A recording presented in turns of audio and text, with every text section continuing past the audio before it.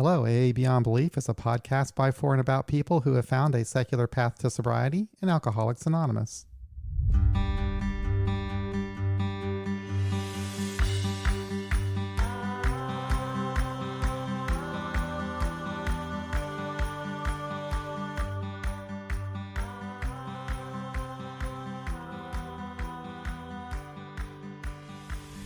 I just realized I didn't prepare any kind of an introduction for today's topic. And I hope that tonight goes well. You know, I was chatting with Angela just before we went live here, and I'm like, what is there to say about this tradition? You know, I hope that we can keep a conversation going, but I'm sure that we will. Something interesting that we might do today, there's a couple of different ways to contact us other than just by phone. You can call us at our toll-free number of 844-899-8278, and I'll put that number up. But also, experimentally, I can put out some links that you can click on, and one of those will bring you to our StreamYard studio, where you can just be right here where we are. And so if you have like a, microphone and earplugs and so forth, that might be good. And then I have another link you can use to just go to another web interface for web calls. So anyway, completely nerdy stuff, but if you'd like to experiment with that, that might be kind of fun. So getting all fancy. Yeah. So I always like any new and interesting little gadget. I like to play with them. So anyway, so today's topic is going to be about Tradition 3. And Tradition 3 reads that the only requirement for AA membership is a desire to stop drinking. I read a little bit of the 12 and 12. I actually read the entire tradition of 12 and 12. It's not that long of a read. And what I got from it basically were three ideas. That would be, you're an AA member if you say so. You can declare yourself in. Nobody can declare you out. And you're an AA member the minute you declare yourself to be one. And it's just quite that simple. I don't know, Angela, what kind of preparation did you do for this episode? Well, I went to the illustrated 12 traditions. You can find that on the aa.org. It was a pamphlet that came out in 1971. And it basically has all of the traditions and a little bit of why they're there, where they came from. And it's illustrated, so it has cartoons and stuff, which made cool. it much easier to digest. And so I looked at that, and then I went to the pamphlet, Conference Approved Literature of AA Tradition, How It Developed by Bill W. And I looked at what it had to say about that. And so if people don't call in, I will be forced to have to read what they say about Tradition 3 in this little pamphlet, which, it's interesting. It's okay. But I'd love to hear what other people have to say on it as well. And this came out in, the copyright is 1955. And this version, I think, is 1983. So anyway, It would also be interesting to know some of the history behind it. In the 12 and 12, it just mentioned that early on that AA groups had a lot of different membership requirements. I guess that they were afraid that, some people might join their group that would give them a bad name or something. And, it would bring an end to the fellowship, is what Bill wrote anyway in the 12 and 12. And now I've read Ernest Kurtz's Not God, and I'm sure that he addressed Tradition 3 in there somewhere, but I just don't remember for the life of me and didn't have time to go back and research it. But I did play the tape, and we'll play some excerpts of it during this episode from Barry L., from a talk he gave at the International AA Conference in 1985 that was held in Montreal, Canada. And in that, he does something really interesting. He talks about this tradition, reading it from the big book as Bill wrote it in the 1950s, and then playing a tape of Bill talking about the very same thing in 1968. And there's a real huge difference between the two, which I found really, really interesting. So we can play that as well. So, yeah. So anyway, Do you want me to read this? Yeah, go ahead. Should we do AA Beyond Belief, conference approved literature reading hour with John and Angela. So, okay, I need to get a more authoritative voice going here. But on page 10 here, it says, who is a member of Alcoholics Anonymous? And this is 1946. It says, Tradition 3 grew out of this piece by Bill W. in the AA Grapevine. The first edition of the book, Alcoholics Anonymous, makes this brief statement about membership. The only requirement for membership is an honest desire to stop drinking. We are not allied with any particular faith, sect, or denomination, nor do we oppose anyone. We simply wish to be helpful to those who are afflicted. This expressed our feelings as of 1939, the year our book was published. Since that day, all kinds of experiments with membership have been tried. The number of membership rules which have been made and mostly broken are legion. 2 or 3 years ago, the General Office asked groups to list their membership rules and send them in. After they arrived, we set them all down. They took a great many sheets of paper. A little reflection upon these many rules brought us to the astonishing conclusion: if all these edicts had been in force everywhere at once, it would have been practically impossible for any alcoholic to ever join Alcoholics Anonymous. About 9/10 of our oldest and best members could never have got by. How do you get to be a best member of Alcoholics Anonymous? Hashtag goals. And it goes on. In some cases, we would have been too discouraged by the demands made upon us. Most of the early members of AA would have been thrown out because they slipped too much, because their morals were too bad, because they had mental as well as alcoholic difficulties, or, believe it or not, because they did not come from the so-called better classes of society. We oldsters could have been excluded for our failure to read the book Alcoholics Anonymous, or the refusal of our sponsor to vouch for us as a candidate. And so on ad infinitum. He really likes that phrase, huh? Yeah. The way our worthy alcoholics have sometimes tried to judge the less worthy is, as we look back on it, rather comical. Imagine, if you can, one alcoholic judging another. Right. Yeah. He also mentioned, I think in the 12 and 12, the ridiculous idea of people insisting on a pure alcoholic. And what I found when I read that was interesting to me is I still kind of see people kind of talking that way sometimes. I mean, the biggest controversy that surrounds this tradition that I see, well, there's a couple. One is that people insist that if you have a drug problem, you can't talk about it in meetings. And that's one of the issues. And they don't even want them to introduce themselves as drug addicts. That's a one. And then I've also seen issues with some secular groups who were accused of having like outside affiliations and therefore, wouldn't be listed. They would see those groups as somewhat different than the LGBTQ groups and so forth for whatever reason.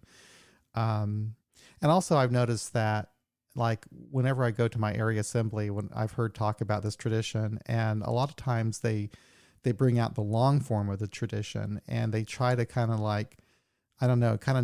make it contrary to what I think the tradition is meant to be. The tradition is meant to be as inclusive as possible. But when they read the long form of the tradition, it says, our membership ought to include all who suffer from alcoholism. And people seem to make that's when you might hear people every once in a while talk about how you need to be a real alcoholic and, you can't have other problems, and I don't think that they meant that when they wrote that. Whenever you hear Bill W. talk about this tradition in any recording, he always talks about it from the perspective of making AA as inclusive as possible, and that it's none of our business to ask somebody about their drinking or their, So, that's kind of frustrating when people always throw out that long form of the tradition and try to use it as a way to narrow down who should be an AA member. Oh, yeah, definitely. I've been in meetings where they were closed meetings, and if somebody was new and said that they were addict, they would stop the meeting and ask the person if they had an honest desire to stop drinking. And if they said no, they would ask them to leave the meeting. Yeah. So, yeah. And that is so stupid. I thought about that too. We had, I was guilty of this stupidity at one time. There was a guy. No way. Yes, there was a guy. Someone came to our meeting and he introduced himself as just having an eating problem, an eating disorder. He didn't say anything about drinking or anything like that. And I think I said, well, do you have a desire to stop drinking? And he said, it kind of threw him off. He was kind of confused. I don't know, desire to stop drinking. And it turns out, yes, he did. He did have he did have a desire, but he just didn't put it in that kind of language. It's like, when I first showed up in AA, if someone said, do you have a desire to stop drinking? I say, I don't really want to stop drinking. I really don't, but I think I have to, so, now I would never ask it. That was the only time I ever did that, by the way, but I would never do that again. If someone especially at that first meeting, just let the person give them some space to figure out, where if they belong there or not. They'll know for themselves, right.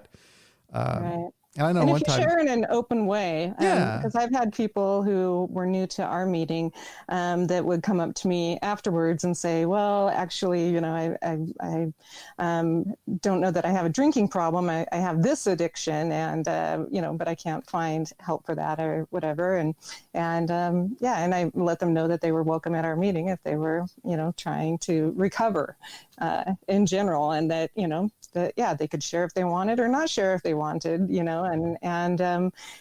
so some of them came for a little while and got what they needed and left. But a lot of people I don't think share out loud about, if that's the main reason they're there.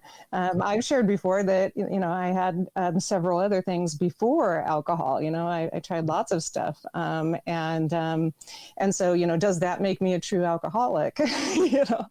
I would dare anybody in my area to ask me that, but they haven't. So lucky for them. Well, you know what? I think it's so nice about that tradition. This is actually one of the traditions that I read at my first meeting, and it made me feel comfortable that I belong there, because one of the things that I struggled with when from the time I was 19 years old to the time I was 25, I struggled with that word alcoholic and could not seem to identify with that, being an alcoholic, because I just had it in my mind that was somebody who had like advanced, liver disease, was in their 50s or 60s, and, was having all these other issues. Which is really old, right? Yeah, that's right. I'm out there now, but I could actually be one now. Anyway, you better watch out. But yeah, at that time it was like ancient. Right. And anyway, so I thought that was in my mind of what, and I thought there's no, I'm not that. So. And I was really kind of afraid that I would find out that I'm not an alcoholic and I couldn't go to these meetings, and I really needed to stop drinking. I didn't know what else to do. But that first meeting took all that aside. I felt totally welcome there. And I saw that the only requirement was a desire to stop drinking. I said, yes, I do have that. I do have a desire to stop drinking. Something needs to change. So, yeah. So that tradition was, kind of a lifesaver for me, I guess. Anyway, but...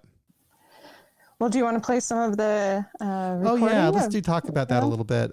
So, yeah, I posted this in the Facebook group. Joe C. from Rebellion Dogs Radio, oh, gosh, a few years ago, maybe 4 or 5 years ago, he posted something on his site that I ran across and discovered for the first time. And it just blew me away.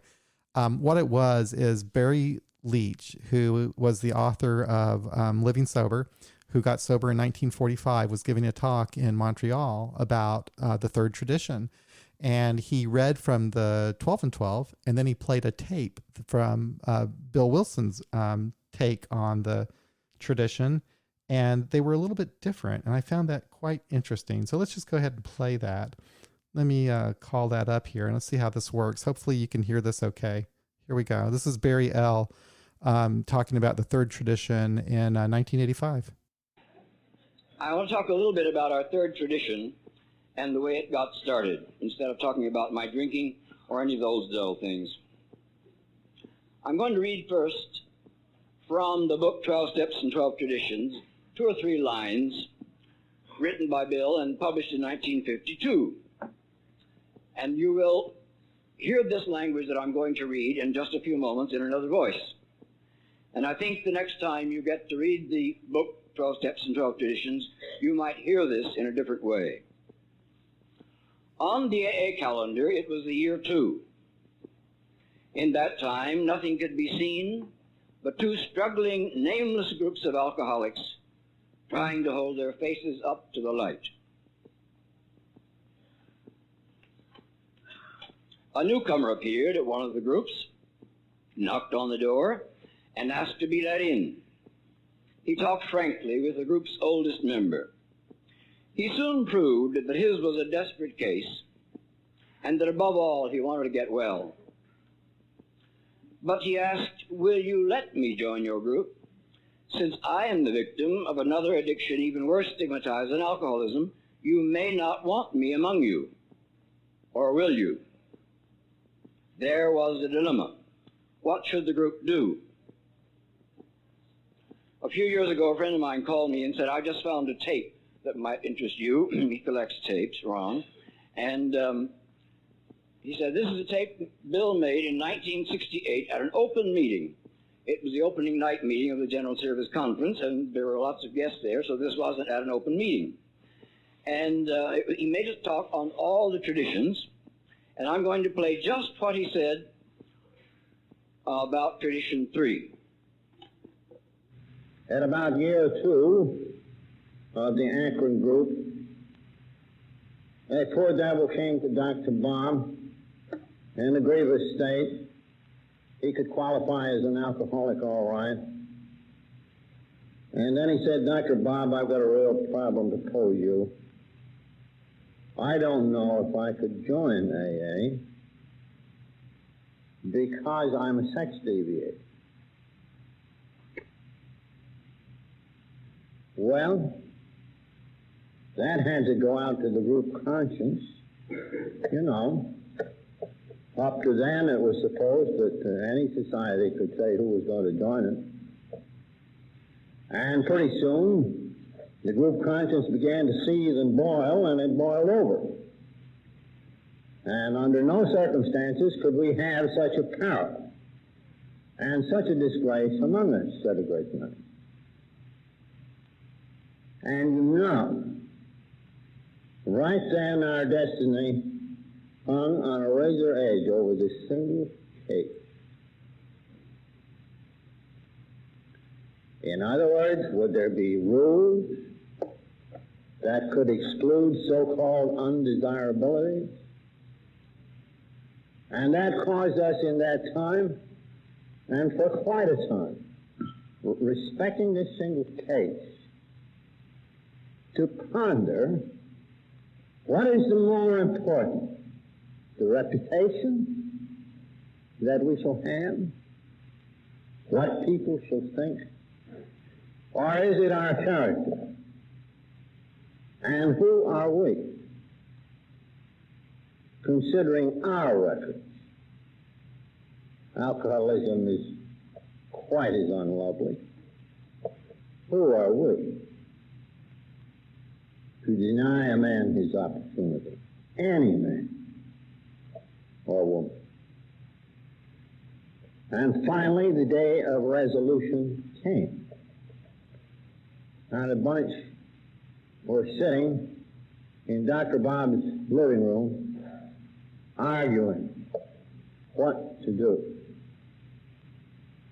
Whereupon dear old Bob looked around and blandly said, "Isn't it time, folks, to ask ourselves, what would the master do in a situation like this? Would he turn this man away?" And that was the beginning of the AA tradition, that any man who has a drinking problem is a member of AA if he says so, not whether we say so. Now, I think that the import of this on the common welfare has already been stagnant, because it takes in even more territory than the confines of our fellowship. It takes in the whole world of alcohol. Their charter to freedom to join AA is assured. Indeed, it was an act in the general welfare.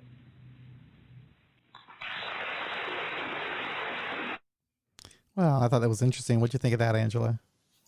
Yeah, that was cool. It was different from what had been written before. So showing that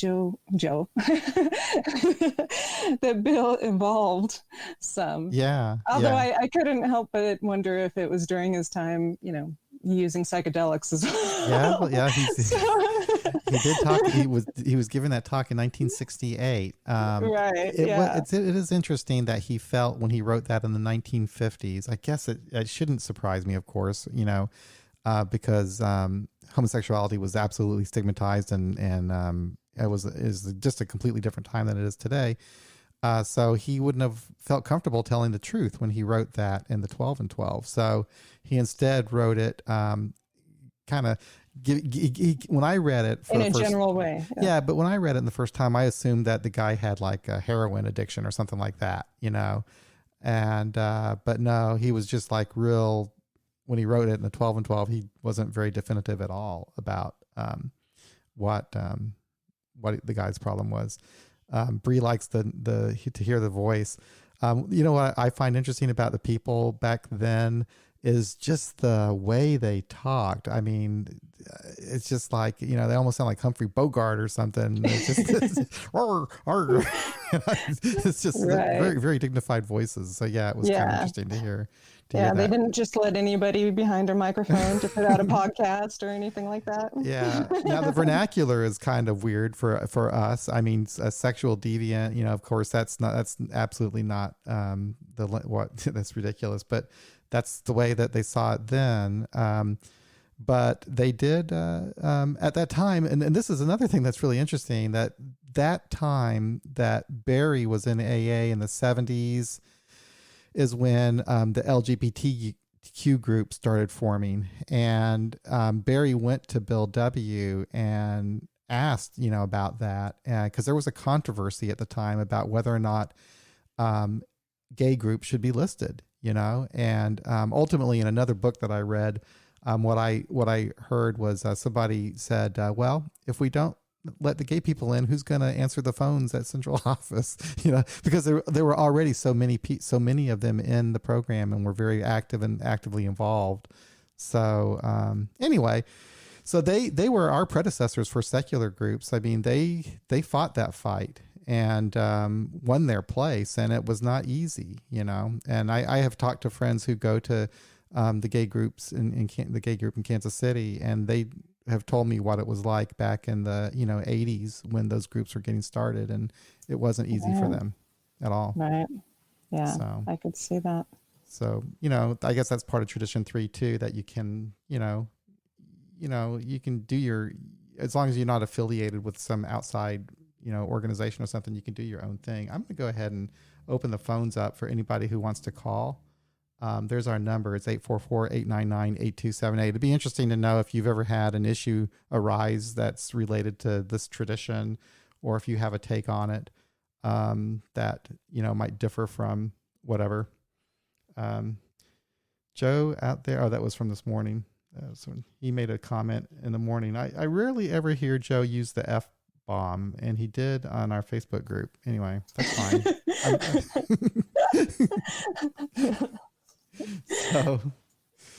So yeah. So anyway, that was kind of interesting, that difference between the two and that history, that this tradition really started from a gay person wanting to be a member of Alcoholics Anonymous.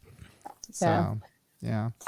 Well, I was looking at the illustrated guide again to this step, and one of the things that it says, but somebody may ask, isn't this tradition itself a rule?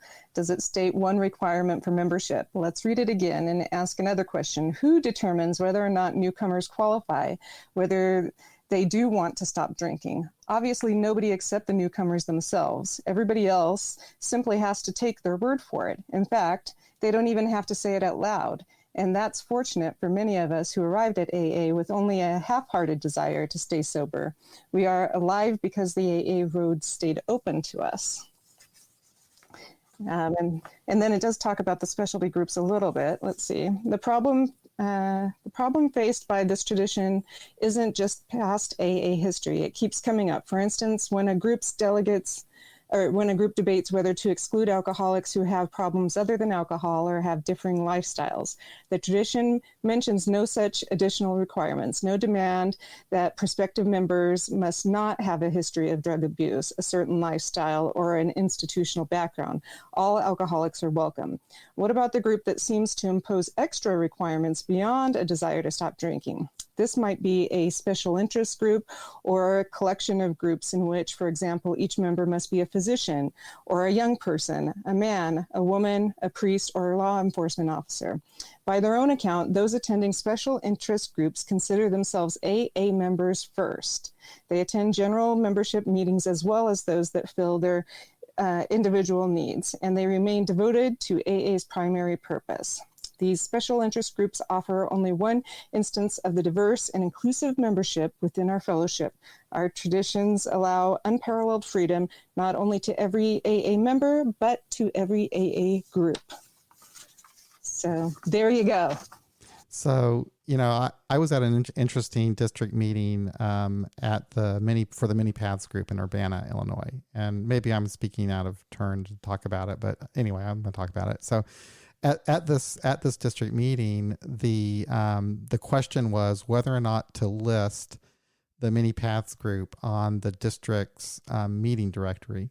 And the problem was that the district was accusing the Many Paths group of having an outside affiliation because they had their meeting listed on the secular AA website. And it was just really interesting to watch the back and forth. The GSR from the Many Paths group was really good. I mean, he was very calm and very polite, and he just did a very good job explaining, what their group was about, why they are an AA group, and why, what the secular AA website is, and so forth. And tried to explain that his secular group is just a special interest group, like an LGBTQ group, and there's a gay site that lists gay groups that are also listed on district websites, and the secular AA website is just like that. But anyway, they didn't buy it for whatever reason. I don't know how that ultimately turned out, but so what happened? Many Paths just decided to take their meeting off of the secular AA website so that they could stay on their district website. So that was really kind of a misunderstanding, I think, of that tradition. I don't know, why they felt such a need to, put a burden on the group like that to have to prove that they were an AA group simply because their site, their meeting was listed on some other website. Right. Yeah. It's interesting. I think there's been quite a few groups that have had issues like that. And so I think it helps to think about service in AA, beyond our group level, because if you, get a GSR and you start to make your way within other service at the district level or, area level, then you'll be on the boards that determine, if a group, if you ultimately have the authority to say that a group can or can't be on, a website. And so, I think more of us should get involved like that so that we don't run into that problem anymore, because it really does seem to be whoever has control of the list at that time pretty much decides who gets to be on and who doesn't. And, and use the tradition in whatever way they think it reads. Mm-hmm. Well, somebody from Facebook posted, he said, when I tried to start a secular meeting in the same clubhouse as the traditional AA meeting, I ran into the situation where the traditional members had grave concerns as to how it would appear to the public and how it might make them look in the very religious community. In other words, by me opening a godless AA meeting, it would make them look bad as an AA group. That's really interesting because that's just what the problem that they had in the early days of AA about, setting membership rules, because they didn't want to look bad to the public. And that's also, I don't know what area you're from, but that's also the problem I think that they ran into in Denver. Jeb's group out there in Denver, the Freethinkers group, they are still not listed, I don't think, on their central office website. And the reason that they were given by the person who ran the central office was that they didn't want a newcomer's first impression of AA to be that secular meeting. That was the reason they gave. And also, I think they also, because Jeb's meeting they meet at a place called the Secular Hub.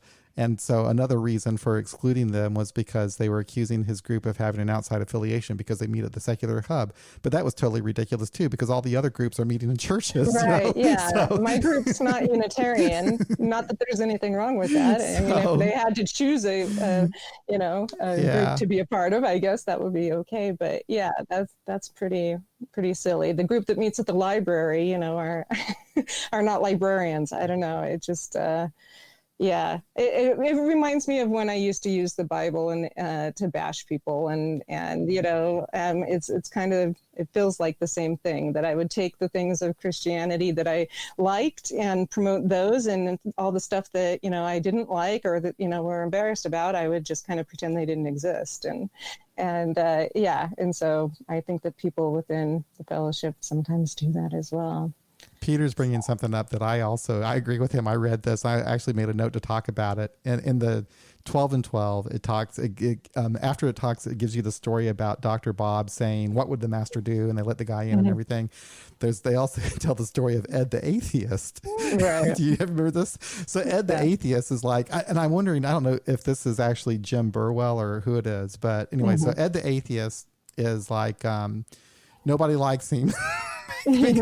because he goes on about how he thinks that AA would be better off without all the God stuff, right? And he says that openly in his meetings and everything, and people don't like him at all, and they would just assume that he'd go out and get drunk, right? Well, eventually he does. He holds up in a hotel somewhere, and he's getting drunk, but fortunately he rolls out of bed and he starts reading the Bible.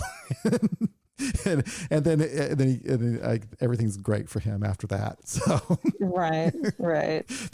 I agree with you that Peter, that was kind of silly. It seems like in the Big Book and the 12 and 12, they really went out of their way to insult atheists as much as they possibly could. But he also says the third tradition worked because they didn't kick him out for blasphemy, and instead he was able to stay around long enough to, quote, get it. Yeah. That was a real problem. It's interesting that, they, like, Bill was afraid to write about the gay person, right, in the 12 and 12. But he seemed to kind of get over that. I guess I don't know where he was with the atheists and so forth, but I know that he's given some talks later in life where he was more open, I guess, about people interpreting the steps in different ways and so forth. But, yeah, it's like the atheist, when they wrote those books, was like totally disregarded as someone who needs to find God, for the most part. So that kind of gives us kind of a rough going, I guess, of finding our home in AA. So I guess that's why we have to have our secular groups. So yeah, right. Good point, Peter. That was an annoying story that didn't really add much to the tradition, I didn't think. No. But something else I wanted to mention, Angela, is something that happened here with some groups is the reading of the blue card. And I've mentioned this before too. The blue card, I'll just read what it says. It says, "This is a closed meeting of Alcoholics Anonymous. In support of AA singleness of purpose, attendance at closed meetings is limited to persons who have a desire to stop drinking. If you think you have a problem with alcohol, you are welcome to attend this meeting. We ask that when discussing our problems, we confine ourselves to those problems as they relate to alcoholism." So, what I've seen happen is people would actually read that blue card, and it made people who also had drug problems feel uncomfortable, like they couldn't talk about their other addictions, in meetings, or even introduce themselves as an addict. In fact, we had one person that went to a group like that where the blue card was being read all the time. And he wasn't comfortable with that group anymore. So he had to leave, and he started coming to our group. Yeah. So, but I don't even know why they came out with that card. I guess there was a problem. They wanted to control the conversation in some way. Right. But again, they don't have control of it. That was one of the great things in that, if you listen to the whole thing that Barry L. did, he talks about, how much control the General Conference has over AA members and AA groups, which is none. They can make suggestions and have some sort of like a moral, guidance. But then, if the groups want to follow it, they can, or they don't. I was speaking with some other members, I think this last weekend, talking about the various groups that are out there that get to call themselves AA, because somebody was talking about, who should get to call themselves AA and what a group is. And it made me think of one, at a lot of meetings, I hear people say that when they move or go to a meeting in another town, that they don't do AA right. And so whatever town or place that you start AA in is the right way to do AA. So some of the places where the group meetings are just people talking about their problems is not considered, from people in my area as a real AA group, or they're not doing it right because they're not talking about the steps and sponsorship and blah, blah, blah, blah, blah, And so what is a real AA group and what isn't, are the Back to Basics group. Are they the real AA group and our secular group's not, or the Pacific group, or the, what is it? The Eastern group,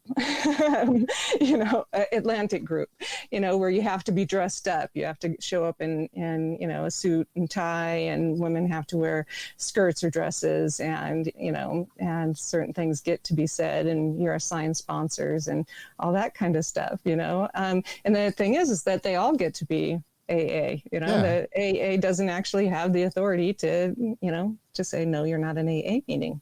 AA is what your group decides it is. Right. It's so local. That's what it is. AA is all about your group. Interestingly enough, though, this COVID thing is changing that a bit because, what I'm noticing is that like my group, for example, not to a large extent, but we get people like your group does from other places come to our meetings, and it's getting to be like, our group is not just us people here in Kansas City, but our group is a broader world, which is good, but it really kind of changes that local kind of flavor and it brings in different ideas and ways, which is not a bad thing. Maybe it'll help in the long run.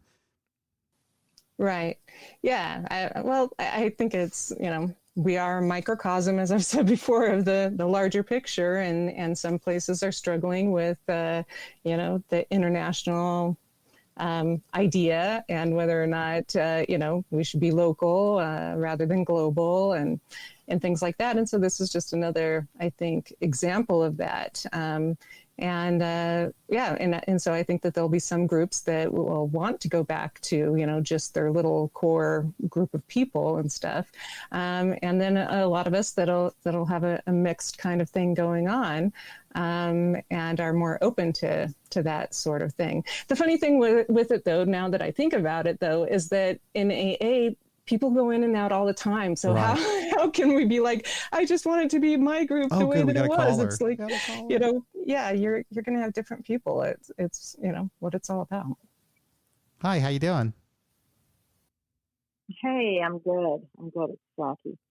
Just Jackie? How you guys doing? Good. I thought I'd call in and just chime in a little bit on some of the stuff you guys are talking about.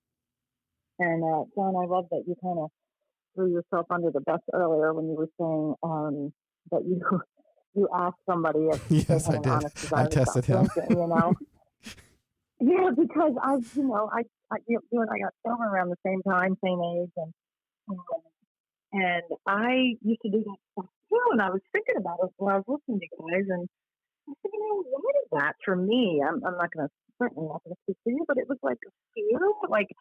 I was so desperate to get sober and stay sober that I kind of thought I had to uphold the principles, but I'm not saying the principles as they're written, because now when we talk about them, they're pretty roomy. But back then, I was just kind of listening to the cool kids or the old timers, and the cool kids in AA, right? So, yeah, right, like you guys. Like John and Angela. So now I'm drinking your Kool-Aid.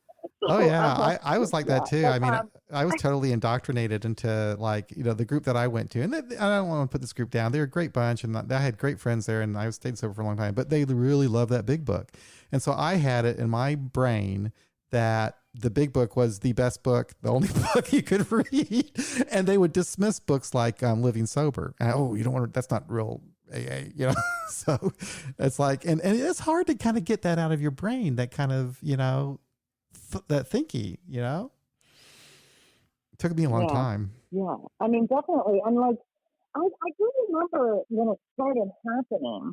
I remember in my really hated both part of, and it was fun. So not being as nice as you are, John, but there's a bunch of guys who wanted to start a little AA home group, like the kind that they were brought up in, and absolutely no volunteerism. You had to be called on, and like it was. And I had lived in other places; they had never lived in other places, and I was like, look, man, when I lived out in Salt Lake, it was all volunteerism. Nobody celebrated anniversaries. Okay. I mean, here, when you get your AA anniversary here in the Maryland area, there's like a big friggin' party. Like, you share the meeting, call on people who are going to stroke your ego. Like, it's crazy.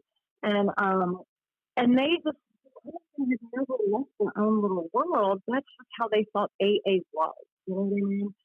And, yeah, and so I don't know. I think it can be kind of dangerous, I mean, but anyway, that's when I started changing. Was like when I could see them being so rigid, and I was like, guys, you're losing people, and yeah, but it's just it's interesting. And I was thinking like when I came around, it was like a lot of the old timers that I kind of wanted to be like. I thought they knew what they were doing, and now I think like as I get older, I get less rigid and more inclusive. I don't know what was going on back then with them.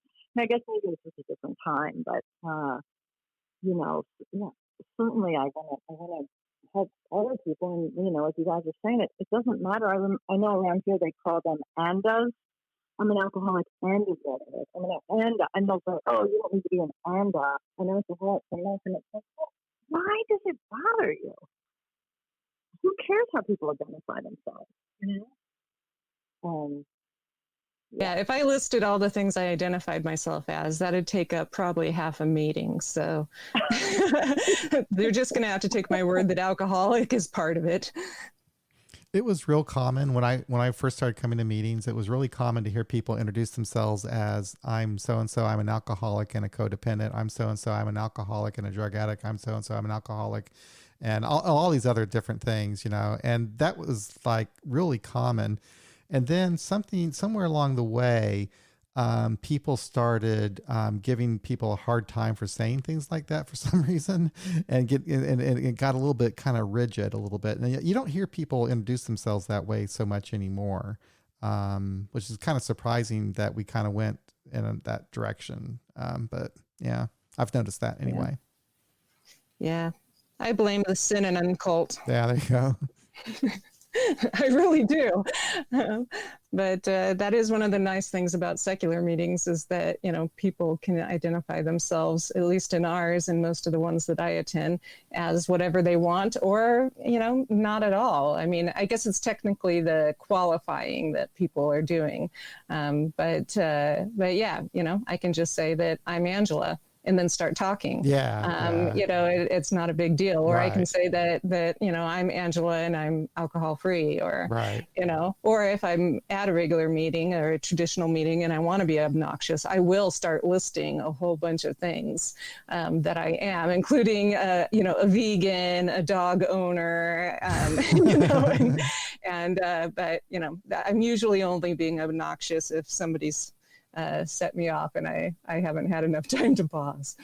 So yeah, well, it's funny, right? That we have to qualify ourselves. Like, we don't know how much to come to an AA meeting if they're not an alcoholic. That's very true, Jackie.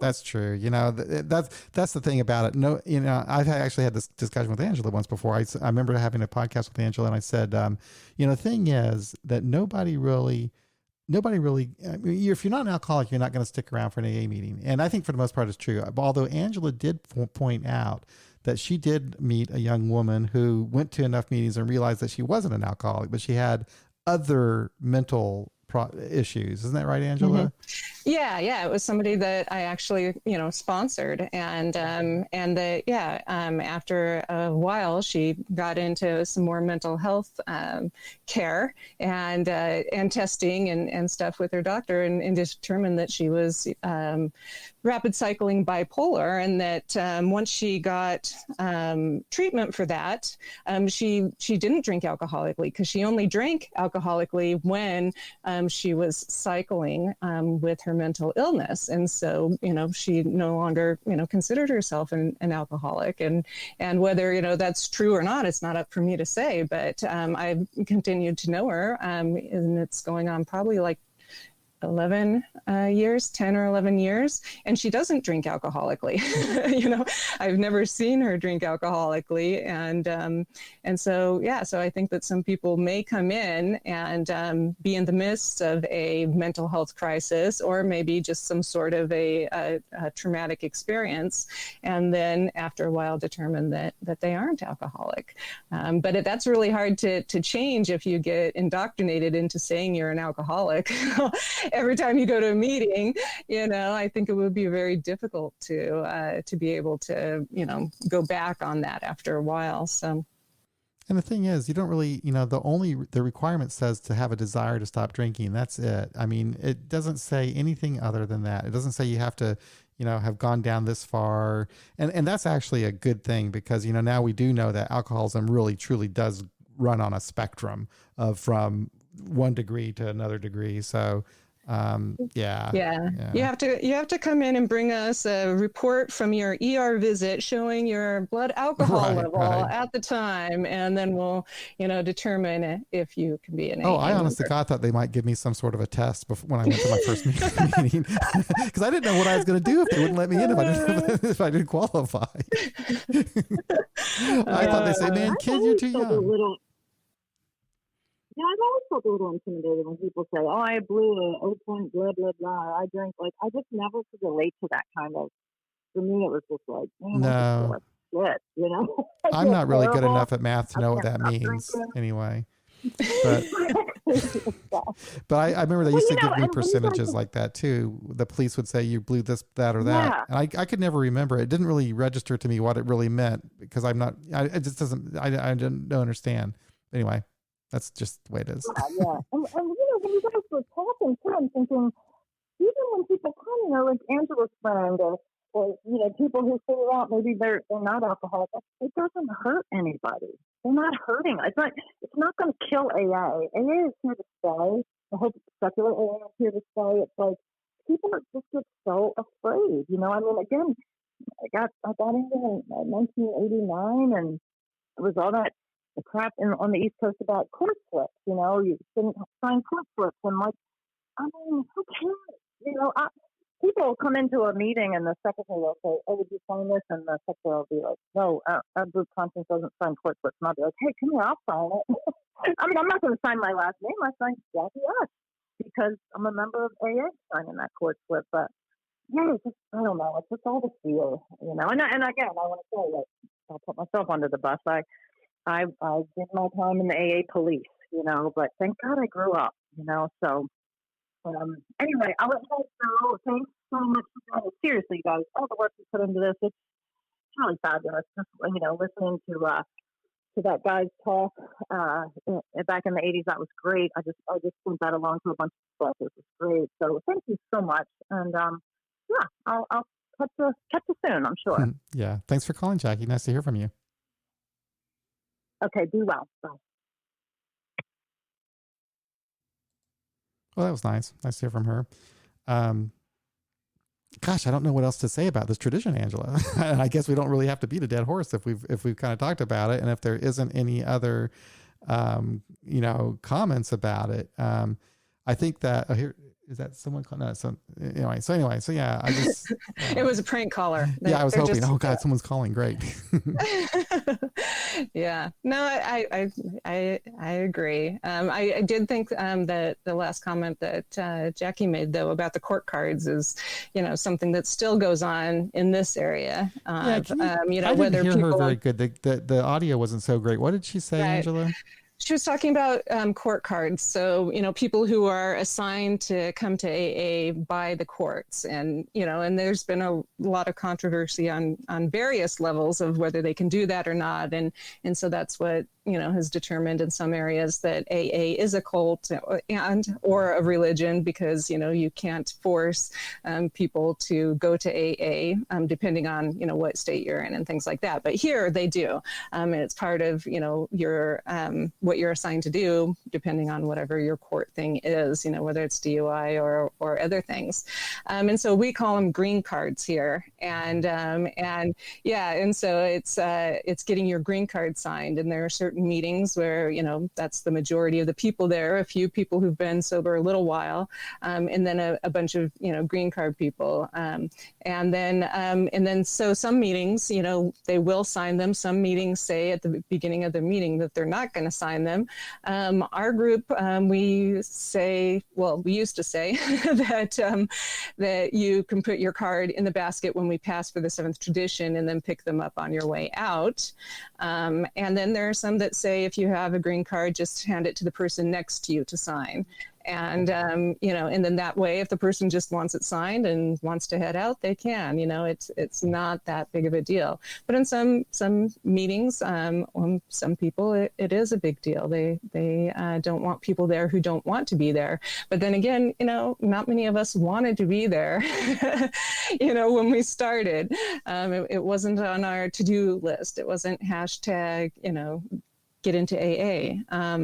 So what I find interesting is that so many of the people and that they take it real serious. In other words, I think at one level they understand that AA is anonymous, and there's no way that the court is going to be able to check to make sure that the person who signed their card is a legitimate AA member and they were really at that meeting. So in other words, they could just sign it themselves or have their friend sign it or whatever, and no one would ever know the difference.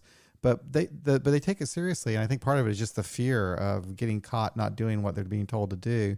So that always surprises me, is that people would actually, take that so seriously. I actually had to get my card signed for a little while too. When I first started going to meetings, I was in this program. I hated it.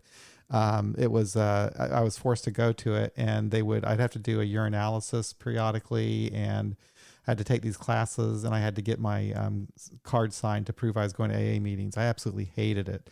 But it was like, I always felt like those people were trying to trip me up, that they were like hoping that they would catch me doing something wrong so I could go to jail. I just hated that place. It was called Community Addictions Program. But anyway, I guess I did some people some good, but I just did it because I had to. But anyway, I remember those days. I'll never forget it. I had to do that. Well, I guess we can kind of wrap things up. I think that I'd like to talk a little bit about some things coming up on the podcast. I've recorded some episodes, and I was kind of behind on getting them edited. So over this last holiday, I edited like 4 or 5 different episodes. And so I've got a lot that are scheduled to come out. So on Sunday, I'm going to post the Dr. Jekyll and Mr. Hyde episode that I did with Sam. And that's really an interesting one. We just talk about the book we read, Dr. Jekyll and Mr. Hyde, and how that relates to alcoholism and addiction. And then I did, I did a podcast episode with Dr. Adina Silvestri, who does the Atheist in Recovery podcast. And I'll be posting that here real soon. And then I did the podcast with Dave, my friend in Kansas City, who's a comedian. And who else did I got coming up? I've just got a lot of different episodes coming up. Cool. So, and then you have another holiday weekend coming up too. Yeah, so, you can get busy on all the other ones. Oh yeah. John C. from our Facebook group. I had a conversation with him, so I'll post that. So actually I have, for like the next 2 weeks, we'll be posting like 3 episodes a week, Sunday, Wednesday, and Friday, because I'm just kind of wanting to get those out. And what I'm going to do with the live streams, I'm going to just post them like a week later. So like this one that we did tonight, the podcast, so the YouTube version and the Facebook version will be there immediately. But I always also edit them and put them out as a podcast form. Those will be put out like a week from today. So a lot of stuff, but I could still use more guests. If people want to be a guest on the podcast, you can email me at john@aabeyondbelief.org, or if you're on Facebook, just send me an instant message or whatever, however you want to get a hold of me. I'd love to have you on. I can send you a calendar where you can sign up. Basically all we do is, share your story. If, it's that simple, and we can have a conversation from that. Or if there's a particular topic that you would like to talk about, or there's something going on at your home group or whatever.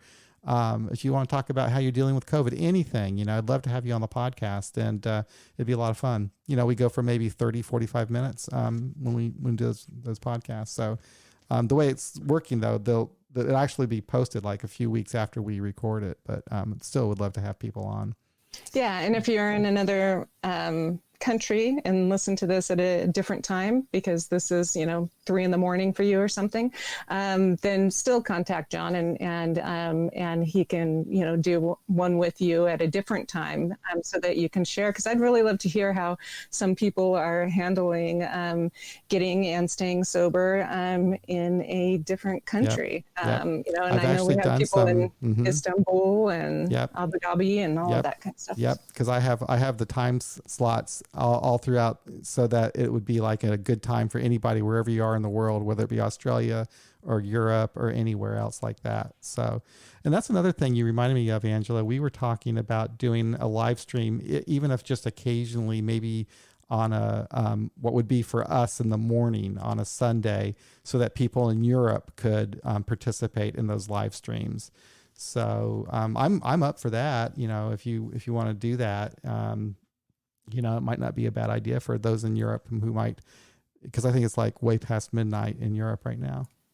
Yeah, depending on where you're at. So cool. Well, anyway, that would be fun. Yeah.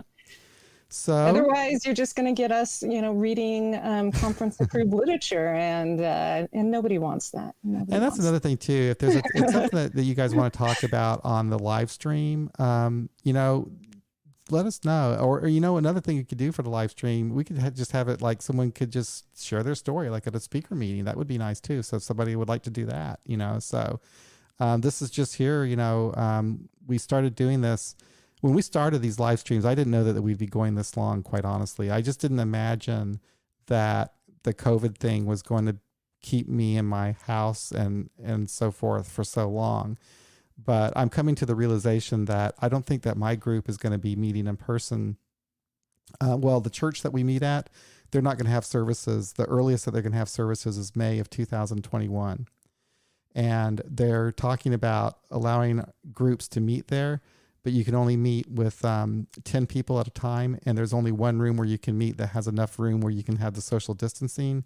And then you have to do this regimen of cleaning before and after, and mask and all that kind of stuff. So it just seems like, for me, I'm not going to be able to go to meetings for quite a long time, face-to-face meetings. So this is kind of my AA now, doing these podcasts, online meetings and the sort. So right. And the great thing about this one is that in the comments, you can basically crosstalk. Yeah, you can crosstalk. I was thinking about that the other day. I'm like, so what is it about the live stream and the comments that, because sometimes people are just, tons of people talking on there. And I think it's that they get to crosstalk. Yeah. Because, that's kind of what it is you get to say what you're thinking about what someone else is saying in real time, basically out loud. And so, so if you're feeling rebellious, you can come on here and do some crosstalk. Yeah, that chat feature actually works out pretty well. That's really cool. And I love that because it helps us with our discussion, and it's fun to see the people, chatting with each other and so forth. So it's fun. I'm glad that we're doing this. So anyway, thank you everybody for listening to our another live stream here. We'll be back again next Friday with a topic to discuss, and hopefully it will be one of interest. We'll see. I got some interesting comments about the last week's episode, by the way. Or was it last week where we talked about outside issues? Yeah, interesting. Yeah. Interesting comments. A lot of people liked it. Some people thought, shouldn't be doing that, whatever. But that was the whole idea of the episode. It was like a question. Should we be talking about this? And I think ultimately, I think we did a pretty good job with it. But anyway, so that's it. That's another episode of AA Beyond Belief, the podcast. Thank you for listening. It's just been a pleasure to do this. Thank you, Angela, once again. It's been great having you. Thanks for inviting me. So if you would like to support our site and podcast, there's a couple different ways you can do that. You can be a patron by going to our Patreon page at patreon.com/AA Beyond Belief and just sign up for a small recurring donation, $1, $5, $10 a month, whatever. You can also donate through PayPal at paypal.me/AA Beyond Belief, or just go to our website and click on the donate button. But if you don't have the money, that's okay too. A lot of people don't right now, and that's totally okay. We'll be all right. So anyway, y'all take care. Be well. We'll be back again real soon. Bye-bye. Bye-bye.